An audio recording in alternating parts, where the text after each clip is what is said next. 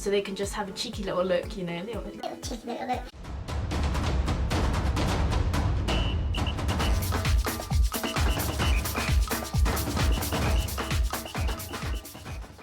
Hello guys, it's Maddie, welcome back and welcome to my channel. So today's video is going to be the final part 3. That is 6. Part 3. Quick there. Yes, part 3 of my 3-part series on spring weeks, and this video in particular is going to be focusing on how to prepare for video interviews and telephone interviews, which often make up majority of the final 2 stages of most spring week applications. Now, if you're not too sure on the actual process of the application process of spring weeks, please refer to my first video of my spring week series, which I'll link up there, and I just go through really quickly basically the whole application process and what it's all about. Now, just a quick run through of what to expect from this video. I'll just be going through what to expect from these types of interviews. I've already gone through my first video, as I mentioned before, the layout of everything and how everything is recorded in the video interview and who you speak to in the telephone interview, and all that good stuff is in the first video. So in this video I'm just going to go through exactly what you need to research in preparation for these sorts of interviews, and I'm also going to be going through some really common questions that I saw kept coming up time and time again in each interview that I did, because in total I applied to 10 spring weeks and I got to all of the video and telephone interview stages of all of them. So I have a huge bank of questions that I know come up quite a lot, so I'll share those with you guys, and hopefully it'll kind of prepare you, or you'll be able to prepare from them really good answers that you can just have ready to go. So without further ado, let's get into the video. Now, before we get started of me just explaining what things you actually need to research and how to prepare properly and all that good stuff, I just want to give you a quick rundown of my top tips when it comes to interviews and when it comes to notes, for example. Now, yes, this is not an in-person interview, so you can get away with notes here. No one's going to be looking at you and seeing that you have notes in front of you, okay? So yes, by all means have notes. Everyone that I've known that has applied through spring weeks has used a couple of little short notes, or maybe like a post-it, either in the video interview or the telephone interview. Now, when it comes to notes, it's definitely much easier to use them in a telephone interview where there's absolutely no camera or no person looking at you and seeing that you have notes in front of you. However, when it comes to the video interview, that's going to be much harder because you'll be recording yourself answering the pre-recorded questions that they give you. So it's really important when it comes to these sort of interviews that you look at the camera, keep looking at the camera. Now, I'm guilty of not looking at the camera. Even now, I sometimes, look away or something. But yes, during the video interview, especially the first few, I don't know what it is. It's just, I always seem to want to look at myself on screen in the computer when I'm recording, instead of the actual camera bit of my laptop. So at the beginning, it always seemed like I was looking away and not looking directly at the person who would be watching that video, who would be kind of my interviewer in a way. When it comes to video interviews, you'll be filming yourself, and that's one important tip. Keep looking at the camera, dress appropriately. I've already said this in the first video. Dress appropriately, dress smartly, as if it was a real one-to-one person interview. Now, when it comes to notes, going back to the original point, with video interviews that's hard, because you have to keep looking at the camera and you can't really look down. However, I do know people who use post-its and they just kind of stick it around their sort of laptop screen or stick it on the wall behind their laptop, so they can just have a cheeky little look, cheeky little look, before they actually answer, just to prompt them with something. You might be able to get away with that, but I think it's always best just to prepare so well and just have all that information that you research in your head just ready to go. Not exactly memorize it as such, but just have roughly maybe some stats or some awards that the company has won or something like that just ready to go in the back of your head, so you don't need those kind of post-its. Because even in a telephone interview where no one's watching you, it's still quite obvious to the person on the other end of the phone that you're reading something, for example, or you're trying to remember something you've memorized, and it just doesn't flow. And that's not what they're looking for. They're honestly looking for true, concrete answers that kind of come to you when they ask you. It has to feel natural, just a normal, natural conversation that you're having with the person. If you just give them a pre-rehearsed answer, it will sound very generic and it will sound like a lot of other people's answers. And also when you're reading, it's very obvious as well when you're reading your notes. So I would say yes, you can have notes, but please don't be too reliant on them. Another major tip is please take your time to answer.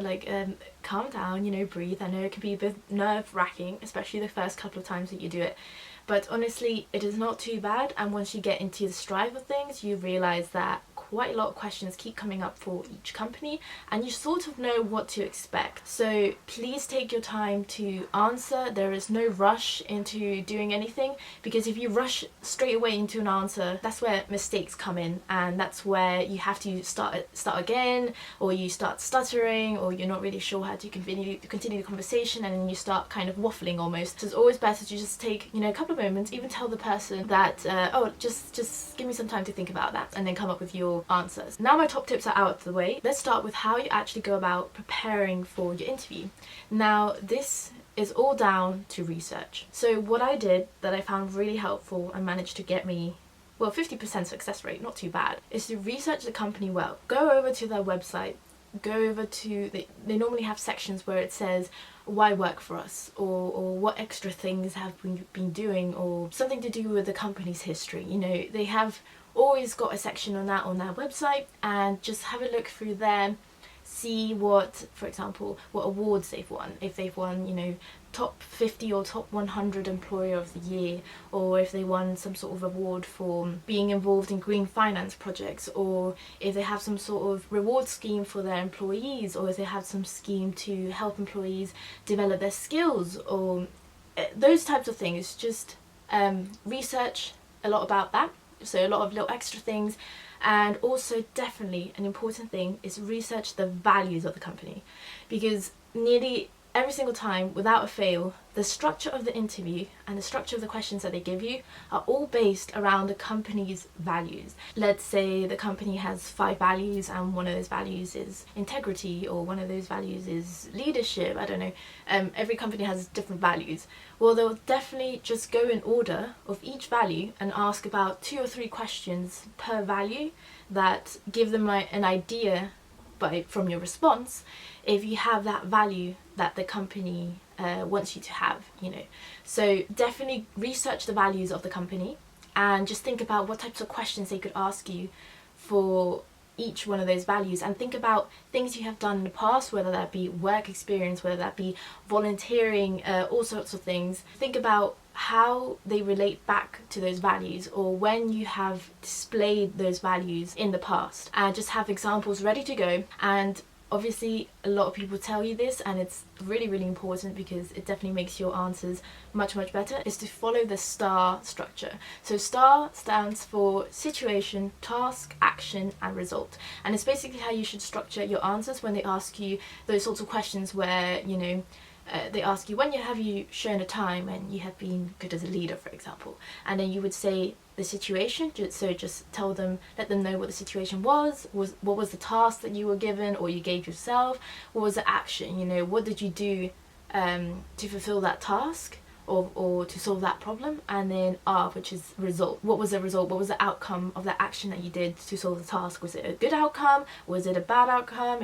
If it was a bad outcome, then what things did you learn from it, so you know how you can improve better and not do the same mistakes later on. So definitely follow the STAR structure for your answers. Now another really important thing that I realized came up quite a lot actually in interview questions was what transactions that our company has been involved in has interested you. Or also they could ask, maybe not particularly that company, or just in general, what transaction, financial transactions such as an M&A deal or something like that, has interested you and why. This is where it's really, really important what everyone tells you, that you have to definitely read the news, you have to keep in the loop about what's going on in the world, you have to read the FT, definitely. Even I know reading the FT every single day, maybe not everyone has time for it, or you forget or something, but I find it actually really useful to download the FT app and then just put notifications, like post notifications, and it comes up with kind of the main stories of the day. It gives you notification, and those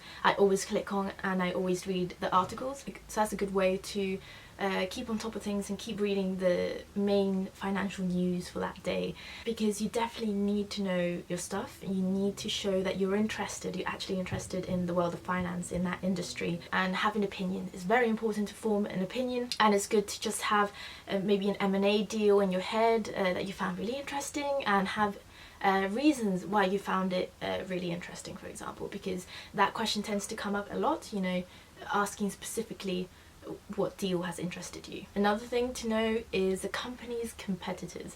Now, this is quite A sneaky little question that I would never have thought really would come up, but it actually came up a lot of times. So what are our company's competitors, they would ask you, and they would say, why are they the competitors, what do they have different to us, or what why are we better than them in this area, you know. So you need to know the company really well, and you need to know its competitors really well as well. Sorry, there is a fly in my room. Okay. But yes, know the competitors, and generally know the industry, generally know the market share of the kind of different companies, and see where the company that you're applying to sits in all of that, and just have a good idea of that, because that sometimes does come up in interviews. Another thing that's really, really important is to actually know the role that you have applied for, what they actually do in that role, or what they actually do in that team. Obviously, you don't need to know perfectly everything that they do, because you've never worked there before, but you'd actually be surprised the amount of people, you know, that say, yes, I really want to apply for a spring week, and I really want to apply for investment banking, for example, because you know, it's got good prestige or whatever, and they just go for it, but they don't actually know what an investment bank does, for example. And this is an extremely common question that comes up: why did you apply for this team, or why did you apply for this particular role? And a lot of people don't really know how to explain themselves, because they don't really know what it involves exactly, and that's mistake number one. So please make sure that you do know exactly what role you apply to, and what were your reasons behind that role. You know, come up with some really persuasive reasons that kind of make you stand out and really show that you are truly passionate about going into finance, you know, and it's not just because of the prestige or something. You know, you actually want to work there, and you like the fast-paced kind of industry, and you like to be challenged and so forth. Now, my next point, it kind of links to what I've already said before, of knowing what's going on in the world and reading the FT and so forth. But it's really important to also know what's been going on in the markets. You know, you don't need to know every single market what's been going on, but just a general gist, or maybe any breaking news in a particular market. A market has been maybe moving quite a bit, maybe just focus on that, and just really have an opinion as well of why you think the market is moving like that. Do you think, you know, what do you think will happen to it in the future? Just have an opinion. It doesn't even have to be right, but, you know, just have an opinion in case that sort of question comes up and they ask, you know, oh, what do you think about this particular market, or what do you think about the markets in general? Just kind of have an idea, really. And it's okay, they're not expecting you to answer completely correct, but as long as you're starting to form your opinion and you have really good reason, then, you know, you'll be in a really good position as well. Now, for example, if there's been a recession or something really major in the economy, for example, COVID is a huge one right now, and it's probably one that will come up in the interview. They might ask you, what has this big economic impact had on our company, or what kind of impact can it have on our company in the future, or what do you think a company would need to implement in the future in order to stop this happening again, or, you know, sort of that kind of question, you know. So what problems can arise for our company if so happen. That's more of like a problem solving idea. Again, they're not expecting you to answer completely 100% you know, correct. They just want you to give it a go and just see your reasoning behind it. Now, that is the main research about the company, about the role that you should be doing, but also it is really quite important to also research the interviewer. They often give you the name of the interviewer, and that is your chance to take that name and pop it into LinkedIn and just kind of, you know, have a cheeky little stalk of the person who's interviewing you. I find that this sometimes really helps, because you get an idea of what their background is, where they come from, have they worked in a particular project, would they be more knowledgeable on this, is the person who's interviewing you part of the team where you'll be working in the future, so, you know, they would definitely know their stuff, and you'd be talking to quite a bit of an expert here. Or they're in a different team and they might not quite know everything, and you might have a bit of leeway there. It's always good to just kind of have a face to who you're talking to. It just kind of helps you imagine them. It's a bit more personable. So yeah, that's definitely a good thing. And that brings me on to another point. If you do not have LinkedIn, please get LinkedIn. It is so useful, and it's just kind of your electronic CV that, but it's not just that. You can connect with so many different people and connect with other people who are aspiring to also gain a spring week, for example, or people who have already gained a spring week in previous years, and you can just ask them, you know, for tips, or if they had a spring week in a company that you're interested in having a spring week in. So again, feel free to contact me on LinkedIn if there are specific companies that I've done spring weeks in that you'd be interested to know specifically facts about that company or something like that. And just once again, to remind you, I've done spring weeks in Bank of America, Jefferies, Barclays, and Deloitte. Sorry, almost forgot the last one. But yeah, so please feel free to ask me about any of those. On my LinkedIn, feel free to connect with me on my LinkedIn. Just let me know that you're from my YouTube channel, and I'll happily connect with you there and just have a quick chat through there. So, but yeah, it's good to do that with other people as well who've maybe done it in JP Morgan and so forth. Now, moving on to the final section of this video is the common questions, which I've kind of already run through a little bit before, but I'm just going to go through them again, plus a few more that I haven't mentioned. Now, the first big, massive common question that is almost always asked in both video interviews and telephone interviews is, why our company? So, you know, that's where all your research from the company comes in, that you've gotten from the website, and you know, you have to have good reasons. Maybe you met someone that's a graduate there and they really convince you that it's a great atmosphere, it's a really good culture that would push you to your max, or you know, they provide really good educational systems for their employees to continue learning on the job and expanding their skills, and it has that flexibility maybe to move between roles. You know, find something that you really like about the company that really resonates with you. So that would be a good answer for that one. Another question that always comes up is, why the role, or why do you want to work in this particular team? That always comes up. So again, have good reasons why, and actually know what they do in that team, you know, not just because it's prestigious, you know, to have this job or something like that. No, you need to have good reasons why you want to go into finance, and you need to show that you know that finance is very demanding, very challenging industry, and you need to show that you're prepared and you know exactly what you're getting yourself into, and you have passion for it, you know. So you would be a reliable employee in the future if you were to get it. Now, another question that always, well, not always, but a lot of the time comes up is, what are you most proud of on your CV? Or talk us through your CV. Now, this is essentially just to maybe get to know a bit about you. What are your hobbies, your interests, what extracurriculars you're doing, you know. And this is a time, even though most people hate it, to, you know, kind of show off, big yourself up, you know. Just kind of show off your experience that you've done, you know, show how hard you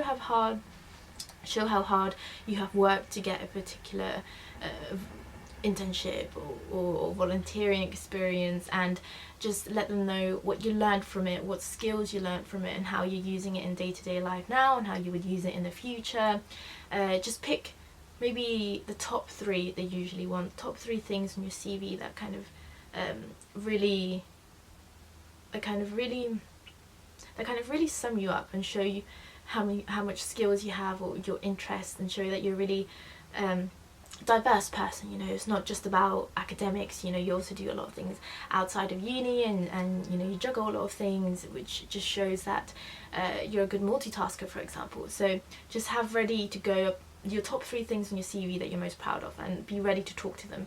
Be ready to talk to them a bit about you. They often ask, oh, so talk to me a bit about yourself, and that's also another way of saying, you know, talk to me about your CV. So they don't always want just academics, you know, they also want to get to know a bit about you as a person, so your interests, your hobbies, and those sorts of things. You know, you might have a hobby like a sport, and it shows that you're a good team worker. So just really bring those things that maybe are not academics or internships, but just really emphasize the different skills that you've learned from them, so like teamwork and so forth, or leadership skills. And then finally, questions that come up all the time are kind of generic questions of, when have you shown leadership, when have you shown communication skills, when have you worked in a team effectively, or when have you had to work with quite a difficult person in a team, or when have you worked in a team with someone you haven't really seen eye to eye, and how did you go about it, or when did you solve a problem successfully, or when have you made a mistake? Those sorts of questions always come up, you know, sort of scenario questions. So be ready to have examples, lots and lots of examples. Just maybe write them down. That could be your notes, just examples. And then when they ask you it, you can just look at your notes of all your examples, be like, ah, yes, that's a good example. That kind of really shows when I have shown that. And then use the STAR method, as I said before. So situation, your task, action, and the result of your action. And with that, you should be hopefully quite successful in your interview. Now, one final part that I just really want to emphasize is that at the end of most interviews, they always give you an opportunity for you to ask them questions. This is a really great opportunity, and make the most of it, of just getting all those questions that you've been wanting to ask answered, essentially. So make sure you also, apart from having a lot of examples of when you show leadership, etc., in your notes sections, also have examples of questions you want to ask them ready to go. If you don't say anything, if you said no, I don't have any more questions, that just kind of shows you're not really interested. You're not really interested to know more, or have perhaps researched further and really want to know more about an area or something.